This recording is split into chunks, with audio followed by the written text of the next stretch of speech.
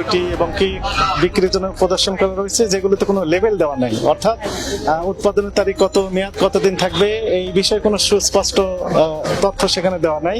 আপনারা জানেন যে বিস্কিট, কেক, পাউরুটি এগুলো বাচ্চারা এবং মুরব্বী যারা ওনারাও পাউরুটি খান। তো ফলে এই মেয়াদোত্তীর্ণ পাউরুটি যদি খেয়ে কেউ অসুস্থ হন, এই দায়িত্ব তো এই দোকানদারকে নিতে হবে, কিন্তু আলটিমেটলি উনি নেবেন না, কারণ সেখানে কোনো তথ্য দেওয়া নেই, কোনো লেবেলই দেওয়া নেই। একই সাথে মেয়াদোত্তীর্ণ কিছু বিস্কুটও আমরা সেখানে পেলাম। এই 2 ধারায় ভোক্তা অধিকার সংরক্ষণ আইন 2009-এর 51 ধারা এবং 37 ধারায় 1 লক্ষ টাকা জরিমানা অথবা 2 বছরের কারাদণ্ডের বিধান ছিল। একই সাথে ব্যবসায়িক কার্যক্রম সাময়িক বা স্থায়ীভাবে বন্ধের বিধান ছিল। সেখানে এই প্রতিষ্ঠানটিকে সতর্কতামূলকভাবে 20,000 টাকা জরিমানা করা হয়েছে। আমার মনে হয় না এটি বেশি হয়েছে।